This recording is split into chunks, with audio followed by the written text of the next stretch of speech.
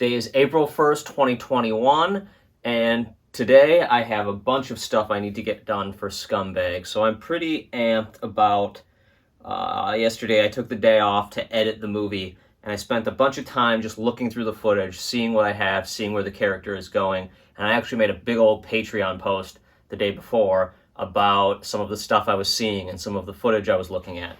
And that got me extra excited. There's something about hearing people's responses, knowing that people are actually kind of watching this and interested in what the movie is, that makes it easier to actually continue working. Which is why I said in an earlier video last month to show stuff to people.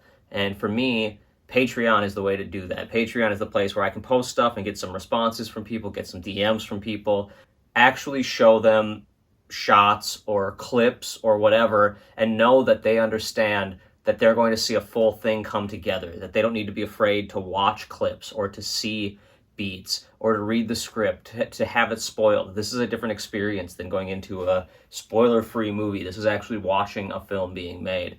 So that's been a great place for that.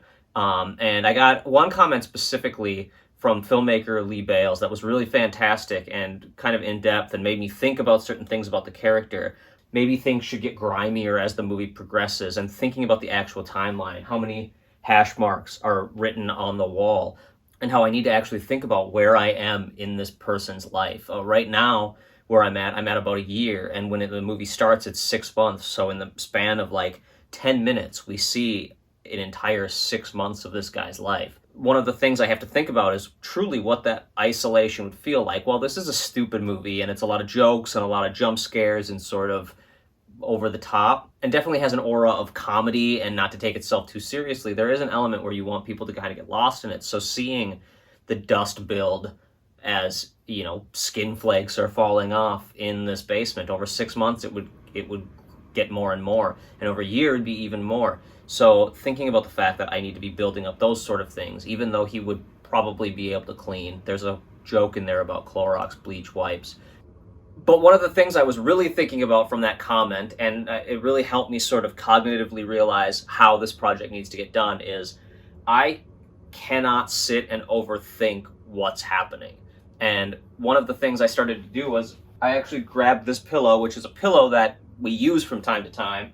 And one of the things I thought about doing was like grimying it up and making it nasty, because he'd be sleeping on it every night, his hair would be getting greasier, and the pillow would be greasier. I don't want to wreck this pillowcase. My wife would be pissed if I wrecked the pillowcase. And I didn't have the time or energy to go to the store, buy a new pillowcase, spend that money, grime it up, make it look nasty, find, you know, oil and stuff like that to actually leave a stain on it, and then come back and try to film again and put my head on this greasy, grimy pillow to begin with. You have to make these certain compromises with independent films. With a big budget movie, you have that time and that care, and someone else is doing it. You're not doing it yourself. With this, I have to do it myself. And that becomes an element of like, how many people in that audience are actually going to be looking at that pillow, and how many people are going to actually understand that that's why it's like that, versus is it going to take time away from the filmmaking process that I'm not going to get back, and that may stop me from wanting to work on the movie. Going to the store is one of my least favorite things to do. So, and spending money, I hate even more. I'm very cheap. So that's one of the reasons why I haven't made bigger budget movies, is I don't have a lot of money and I don't like to spend a lot of money on things like this. I like to use what I have and figure out what I can do. And this story was something I thought I could do with things I had laying around, things I got over the years. Dirtying things up all the time is going to make it much more difficult for me personally to actually continue and to think about it. So I need to find a balance. While I do want to dirty things up in the set, I also don't want to make it miserable for myself to keep going. With all that being said, comments like that are what really help me. Hopefully you all are interested in these sort of things and the things that I'm finding out, which is why I'm doing these daily videos, because maybe it'll help you on some project in the future, or even just inspire you to go like, oh, I want to take that step further than Josh is taking. My shittiness should make you want to do more. So today, after looking at the edit, I plan to shoot some things that I saw were kind of missing, some close-ups and things like that. One of the things I want to make sure is that I'm having a nice blend of wide angles and close-ups, and so I might just today take some footage for the first 6 months actually erasing some of those hash marks, going back a few days to get some of these wide angles, give the sense of isolation and show like this is one small room. Really make people understand the space that he's in. I have like a working out thing that's pretty funny that is in a wide or an extreme wide angle that shows the entire room. I have a couple more shots, but I think doing one that's really wide and really shows it, it'll help this first quarter of the movie. I have a surprising lot of footage.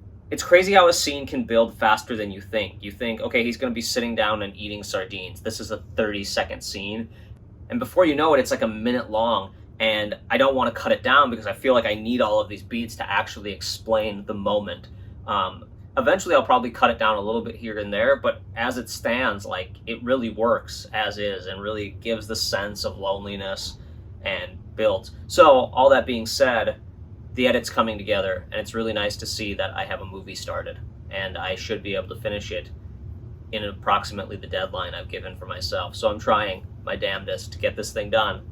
All right, kick ass today. Let's get some stuff done. I gotta get to work because I don't have a lot of time today to work on it, and I'm hoping I can get a lot done. So I'm gonna work fast and hopefully smart, but we'll see.